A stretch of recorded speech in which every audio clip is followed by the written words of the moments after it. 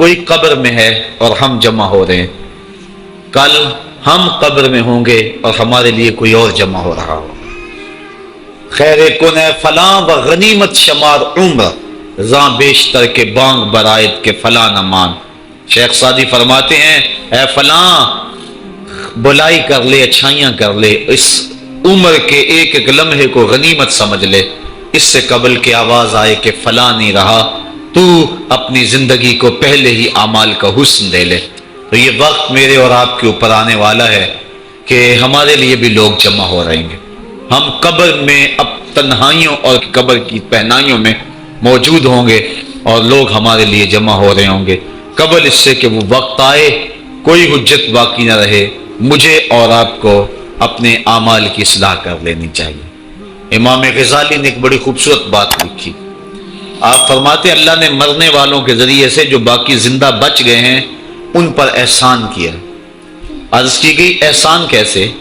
وہ تو دکھوں میں مبتلا ہیں، جن کا بھائی چلا گیا ان کا کلیجہ پھٹ رہا ہے، جن کا باپ چلا گیا ان کی دنیا دیر ہو گئی ہے، جن کی ماں چلی گئی ان کے سامنے روشنی کا کوئی حوالہ نہیں رہا ہے، جس کا بیٹا چلا گیا اس کی کمر ٹوٹ گئی، جس کا بھائی چلا گیا اس کے بازو ٹوٹ گئے، اور تم کہتے ہو اللہ نے مرنے والوں کے ذریعے سے جو باقی پس ماندگان ہیں ان پر احسان کیا۔ یہ احسان کیسے ہے؟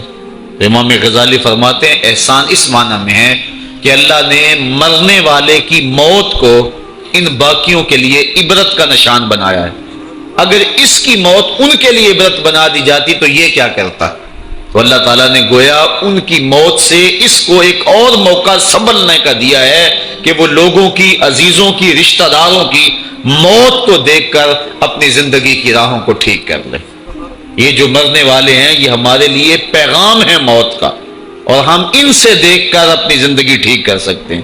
حضرت یعقوب علیہ السلام جلیل القدر نبی گزرے ہیں، بنی اسرائیل کے مقتدا اور امام نبی۔ آپ نے حضرت اسرائیل سے وعدہ لیا ہوا تھا کہ میری روح قبض کرنے کے لیے اچانک نہیں آنا، بلکہ پہلے کو قاصد یا پیغام بھیج دینا تاکہ میں موت کی تیاری کر لوں، جو کہ اچانک موت سے حضور نے بھی پناہ مانگی ہے۔ اللہم انی اعوذ بک من الموت الفجات، اے اللہ اچانک موت سے تیری پناہ چاہتا ہوں۔ تو حضرت اسرائیل علیہ السلام سے وعدہ لیا تھا حضرت یعقوب علیہ السلام نے کہ قبض روح کے لیے اچانک نہیں آنا، پہلے کو قاصد یا پیغام بھیج دینا۔ انہوں نے وعدہ کیا تھا، نبی تھے، ان سے وعدہ انہوں نے کر لیا۔ کافی مدت گزری تو حضرت اسرائیل آ گئے، پوچھا کدھر آئے ہو؟ کہا قبض روح کے لیے آیا ہوں۔ کہا تم نے تو وعدہ کیا تھا پہلے کو قاصد یا پیغام بھیجوں گا، تم نے نہ کو قاصد بھیجا اور پیغام بھیجا اور قبض روح کے لیے آ گئے۔ حضرت اسرائیل نے عرض کی حضور میں نے تو کئی قاصد بھیجے تھے۔ فرمایا میرے پاس تو ایک بھی نہیں آیا۔ کہا حضرت آپ کے سامنے کتنے لوگوں کی موت واقع ہوئی، یہ میرا قاصد نہیں تھا تو اور کیا تھا۔ آپ کی داڑھی میں سفید بال آ گئے، یہ میرا قاصد نہیں تھا تو اور کیا تھا۔ آپ کی آنکھوں میں سفیدی اتر آئی، یہ میرا قاصد نہیں تھا تو اور کیا تھا۔ آنکھوں میں سفیدی کا آ جانا، بالوں میں سفیدی کا آ جانا، کمر میں خم آ جانا، اٹھتے ہوئے جنازے، پھیلی ہوئی قبریں، یہ پیغام ہے، قاصد ہے موت کا۔ حضرت عمر فاروق رضی اللہ تعالیٰ عنہ ایک دن دربار میں بیٹھے ہوئے تھے، ایک شخص آیا اور آپ کو دیکھ کر کہنے لگا یا عمر لا تنسا موتک، عمر اپنی موت کو نہیں بھولنا۔ کب کپا کے رہ گئے، اس کو بلایا، شکریہ ادا کیا، کہا میاں کبھی روز آ جایا کرے نا تو تجھے مہینے کے بعد تنخواہ بھی دیا کروں گا۔ بڑے دربار میں وہ روزانہ آتا ہے۔ حضرت عمر فاروق کام میں لگے ہیں، وہ کہتا ہے یا عمر لا تنسا موتک، عمر اپنی موت کو نہیں بھولنا۔ مہینے کے بعد اس کو تنخواہ بھی دیتے ہیں۔ ایک دن وہ آیا، آپ نے اس کے ہاتھ میں اس کا مشاہرہ دیا، کہا آج کے بعد نہیں آنا۔ حضرت مجھ سے کوئی گستاخی ہوگی؟ فرمایا نہیں۔ تذکیر موت کی ضرورت نہیں رہی؟ فرمایا نہیں۔ کوئی اور بندہ رکھ لیا؟ فرمایا نہیں۔ تو کہا پھر حضور مجھے بتائیں نا مجھے کیوں چھٹی دی جا رہی ہے؟ حضرت عمر فاروق چھم چھم رونے لگے اور داڑھی پہ ہاتھ رکھا، ایک بال الگ کیا، وہ بال سفید ہو چکا تھا۔ کہا میاں پہلے تو یاد دلاتا تھا، اب تیرے آنے کی ضرورت نہیں رہی، یہ میرے گھر میں مجھے بتانے والا آ گیا اور یہی مجھے موت نہیں بھولنے دے گا۔ داڑھی میں سفید بال آ گیا، کہا میاں اب تیرے آنے کی ضرورت نہیں ہے، ہماری تو پوری داڑھی بھی سفید ہو جائے۔ وہ کیا کہا تھا میاں محمد بخش عارف کہ رومی کشمیر نے خوب کہا تھا، ہڈیاں کمبن گوڈے کھڑکن تے اڑ گیا لک تیرا، اجے بھی بدیوں باز نہ آئیں جیو مرد دلیرا۔ یا ایھا الانسان ما غرک بربک الکریم، اے انسان تجھے کریم رب کے دروازے سے کس نے دور ہٹا دیا؟ الذی خلقک فسواک فعدلک فی ای صورت ما شاء رکبک، جس نے تجھے پیدا کیا، تیرے اعضاء کو توازن دیا، تجھے حسن اور جوانی بخشی، تجھے چلنے کا سلیقہ دیا، تجھے بولنے کا طریقہ دیا، تجھے سوچنے کے لیے دماغ دیا، تجھے سماعتوں کے پردے دیے۔ آج شیروں کو تو نچا لیتا ہے، ہاتھیوں کو تو بٹھا لیتا ہے۔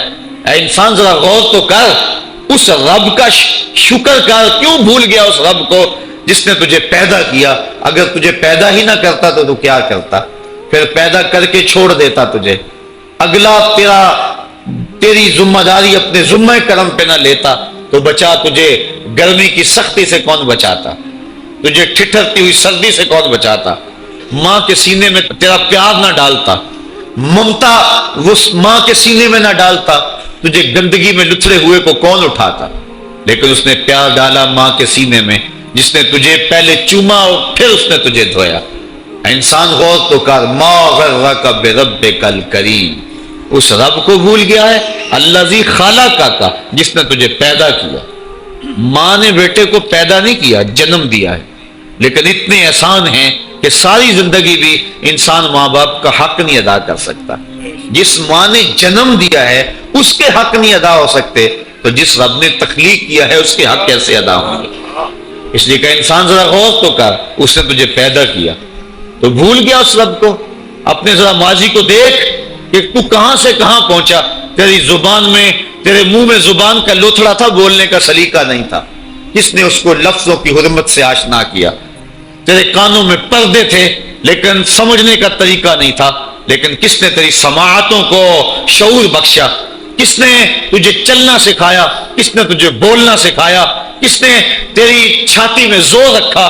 آج تو کڑیل جوان ہے، آج دولت کے انبار تیرے پاس ہیں، آج تو چودھری ہے، آج تو خان صاحب ہے، آج تو بہت بڑا عالم ہے، آج تو مفتی ہے، آج تو پیر ہے، آج تو منسٹر ہے، آج تو ناظم ہے، آج دنیا تیری بات گزار ہے، آج تیرے دماغ میں وہ قوت رکھ دی گئی کہ دنیا کو تو انگلیوں پہ نچا رہا ہے۔ ذرا پلٹ کے دیکھنا پیچھے، ذرا پیچھے لوٹ کے تو دیکھ، تو چار پائی کے سہارے بھی چلنا نہیں جانتا تھا، پھر تجھے چار پائی سے چلنا سکھایا، پھر تو نے چلنا اور چلتا تھا، 2 قدم تو گر پڑتا تھا۔ ذرا ماضی کی طرف پلٹ کے دیکھ، اور تو بھول گیا رب کو جس نے تجھے اتنا کچھ